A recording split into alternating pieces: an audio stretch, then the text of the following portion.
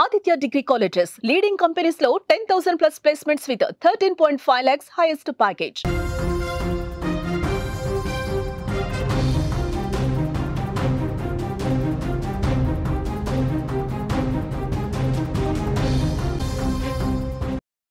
Breaking చూస్తున్నాం. గోదావరిలో పులస చేపల సందడి కొనసాగుతోంది.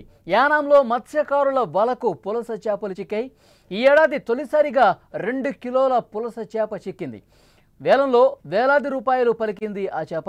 2 కేజీల పులస చేపను 22,000 రూపాయలకి దక్కించుకున్నారు పోనమండ భద్రరత్నం దంపతులు.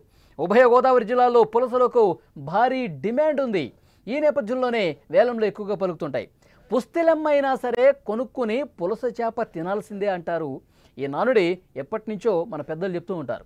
ఉభయ గోదావరి జిల్లాల్లో పులస చేపలకు అంత డిమాండ్ ఉంది. మరి పులస పులుసు వారికి ప్రత్యేకమైన కూర. అలాంటి పులసల సందడి గోదావరిలో మొదలైపోయింది.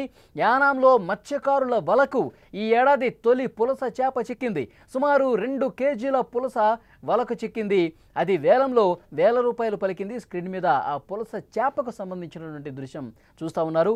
2 కేజీలు ఉంది ఆ చేప. 2 కేజీల పులస చేపను 22,000 రూపాయలకి పోనమండ భద్రరత్నం దంపతులు దక్కించుకున్నారు. ప్రస్తుతం ఈ పులస గోదావరిలోనే కాదు, సోషల్ మీడియాలో కూడా తెగ సందడి చేస్తోంది. ఆ పులస చేపను వేలం చేసే క్రమంలో ఆ పులస చేపను కూడా పట్టుకుని అక్కడ ఉన్నటువంటి మత్స్యకారులు పట్టుకుని చూపిస్తూ ఉన్నారు, ప్రజలందరికీ చూపిస్తూ ఉన్నారు. ఎందుకంటే సంవత్సరంలో ఒక్కసారి మాత్రమే ఈ పులస చేపలు అనేవి వస్తూ ఉంటాయి. సముద్రానికి ఎదురీది తీయటి నీరు కోసం గోదావరికి వస్తూ ఉంటుంది. ఈ సమయంలోనే మత్స్యకారులు వల వేస్తూ ఉంటారు. ఆ వలకి అదృష్టం ఉంటే తప్ప ఈ పులస చేప దక్కదు. సో అదృష్టం ఈరోజు వరించింది. అక్కడ స్థానిక మత్స్యకారులకి పులస చేప పడింది. దాన్ని ఇప్పుడు వేలం వేస్తున్నారు. 2 కేజీలు మాత్రమే ఉంది. 22,000 రూపాయలు పలికిందంటే అర్థం చేసుకోవచ్చు. ఇంకా పులస చేపల కోసం వేట కొనసాగుతుందని చెప్పాలి. సంతానోత్పత్తి కోసం ఈ పులస చేపలు ఆస్ట్రేలియా, న్యూజిలాండ్, టాంజానియా వంటి సుదూర ప్రాంతాల నుంచి ఖండాలను దాటుకుంటూ మరి హిందూ మహాసముద్రం మీదుగా ప్రయాణించి బంగాళాఖాతంలో ప్రవేశిస్తాయి. గోదావరి నుంచి వరద నీరు వచ్చి అంతర్వేది వద్ద సముద్రంలో కలిసే సమయంలో గుడ్లు పెట్టడం కోసం గోదావరిలోకి ఎదురీదుకుంటూ ప్రవేశిస్తాయి.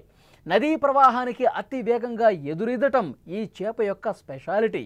ఇదంతా జూన్ నుంచి ఆగస్టు మాసాల మధ్య జరుగుతుంది. మళ్ళీ ఎప్పుడు కూడా ఏ నెలలో కనిపించదు. జూన్, జూలై, ఆగస్టు ఈ 3 మాసాల్లోనే ఇది తప్పకుండా కనిపిస్తుంది. ఒకవేళ దొరికినటువంటి మత్స్యకారులు పండగ చేసుకుంటారు. వాటిని వేలం వేస్తే కనుక వేలాది రూపాయలు వాళ్ళకి దక్కుతాయి. గుడ్లు పెడతాయి కదా ఈ పులస చేపలు. పెట్టిన తర్వాత మళ్ళీ అక్టోబర్ నాటికి సముద్రంలోకి వెళ్ళిపోతాయి. ఇవి గోదావరి వరద నీటిలో సంతానోత్పత్తికి గుడ్లు పొదగటానికి వచ్చి ఈ విధంగా వలలో పడుతుంటాయని చెప్తుంటారు. అందుకే వర్షాకాలం వస్తే చాలు పులస కోసం గోదావరి ప్రజలు ఏగర్గా వెయిట్ చేస్తూ ఉంటారు. ఎప్పుడెప్పుడు పులస పడుతుంది, ఎప్పుడెప్పుడు పులసను తీసుకొస్తారు వీళ్ళు, ఎప్పుడెప్పుడు కొనుక్కుందాం, ఎప్పుడు కూర వండుకుందాం, ఎప్పుడు తిందామని చెప్పి అక్కడ ఉన్నటువంటి స్థానికులు చాలా వెయిట్ చేస్తారనమాట. ముఖ్యంగా వర్షాకాల ప్రారంభ సమయంలో గోదావరి ఎర్ర నీరు సముద్రంలో కలుస్తుండటంతో పులసల సీజన్ మొదలైనట్టని భావిస్తారు. ఇక ప్రస్తుతం పులస వలలకు చిక్కడం ప్రారంభం కావడంతో అక్కడ ఒక సందడి వాతావరణం కనిపిస్తుంది. విజువల్స్లో మీరు చూస్తున్నారు.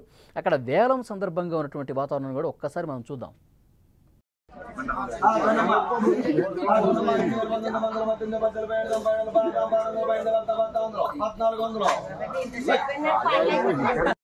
ఈ వేలం చూడటానికి కూడా చాలామంది స్థానికులు వస్తూ ఉంటారు. పులస చేపల వేలం జరుగుతుందని చెప్పి ముందే వాళ్ళకి సమాచారం ఇస్తారు. వెంటనే ఎక్కడ వేలం జరుగుతుంది, ఎటుపక్క పులస చేప అనేది వాళ్ళకి పడింది, ఆ వేలం ఎక్కడి నుంచి ప్రారంభం అవుతుంది, ఇవన్నీ కూడా ముందే చెప్తారు. సో ఆ వేలం జరిగే సమయానికి వందలాదిగా జనం వచ్చి గుమిగూడతారు. గోదావరిలో పులసలు దండిగా దొరికే ఒకప్పుడు, కానీ ఇప్పుడు వాటి లభ్యత చాలా తగ్గిపోయిందని చెప్తున్నారు. కొందరు పులస ప్రియులు ముందుగానే ఆ చేపల కోసం అడ్వాన్సులు కూడా ఇచ్చేస్తారు. పులస వస్తే ముందుగా మాకే ఇవ్వండి అంటారు. కానీ అలా కుదరదు. ఎందుకంటే దీనికి చాలా డిమాండ్ ఉంది. వేలం వేయాల్సిందే. వేలంలో ఎవరు ఎక్కువ డబ్బులు పెడితే వాళ్ళకు మాత్రం ఇస్తామని చెప్తున్నారు. పలు మండలాల్లోని వ్యాపారులు, నేతలు, బడా వ్యక్తులు ఇలా బుకింగులతో బిజీగా ఉన్నారు. పులస రాక ఇప్పుడు ప్రారంభం కావడంతో ఇంకా 2-3 నెలల్లో మరింత ఎక్కువగా దొరుకుతాయని చెప్తున్నారు. కానీ ఈ ప్రారంభ సీజన్లోనే జూలై, ఆగస్టు ఇక ఎండింగ్ మళ్ళీ పులస కనపడటం అనేది చాలా కష్టం అనమాట.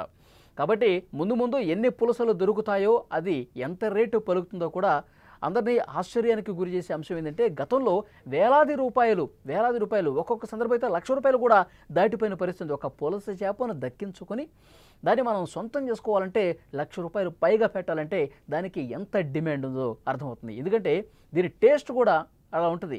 ఎప్పుడు రెగ్యులర్గా తినేటువంటి చేపలకి పులస చేపకి చాలా టేస్ట్ డిఫరెంట్గా ఉంటుంది. చాలా తీయటి వాటర్ కోసం వస్తుంది కాబట్టి ఆ వాటరు తాగిన తర్వాత దాని యొక్క ఆ టేస్ట్ మారిపోతుందంట. ఆ చేపకి మిగతా చేపలతో కంపేర్ చేసుకుంటే పూర్తిగా తన టేస్ట్ కూడా మారిపోతుంది. ఇంకా 10 రెట్ల ఎక్కువ రుచికరంగా ఆ పులస చేప అనేది తయారవుతుంది. అందుకే దాన్ని పులుసు పెట్టుకుంటారు, ఎగురు పెట్టుకుంటారు, ఫ్రై కూడా చేస్తారు. పులస చేప అంటే పడి సచ్చేవాళ్ళు ఇటు గోదావరితో పాటు చాలా చుట్టుపక్కల ప్రాంత ప్రజలు కూడా అమితంగా వెయిట్ చేస్తారు. వర్షాకాల సీజన్ వచ్చిందంటే అక్కడ స్థానికంగా ఎప్పటికప్పుడు కాంటాక్ట్లో ఉంటారు. వాళ్ళు సమాచారం అందించమంటారు. పులస చేప పడిందా లేదా, పులస చేప పడితే ఫస్ట్ మాకే ఇవ్వాలి, పులస చేప పడితే ఫస్ట్ వేలంతో సంబంధం లేకుండా ఎక్కువ డబ్బులు నేను చెల్లిస్తానంటూ అక్కడ ఉన్నటువంటి చాలామంది బిజినెస్ మెన్స్ కావచ్చు, వ్యాపారస్తులు కావచ్చు, చాలా పేరు ప్రఖ్యాత కుటుంబాలు కావచ్చు దీనికోసం వెయిట్ చేస్తూ ఉంటారంటంలో ఎలాంటి అతిశయోక్తి లేదు.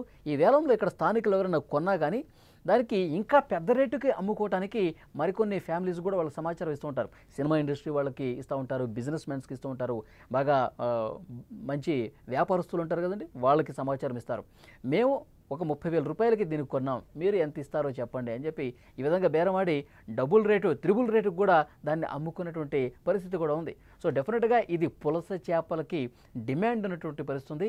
ఈ సీజన్ కూడా పులస చేపలు ఈ 2 నెలల్లో బాగా దొరుకుతాయి కాబట్టి మత్స్యకారులు కూడా దీన్ని క్యాష్ చేసుకునేందుకు ఎప్పుడు వలలతో సిద్ధంగా ఉంటారు. పులస పడితే బాగుంటుంది, పులస పడితే బాగుంటుందని. సో డెఫినెట్గా వాళ్ళకి అదృష్టం వరించిందని చెప్పాలి. స్క్రీన్లో మీరు చూస్తూ ఉన్నారు 2 కిలోల బరువున్నటువంటి పులస చేప పడింది. అది ₹22,000 దక్కించుకున్నారు.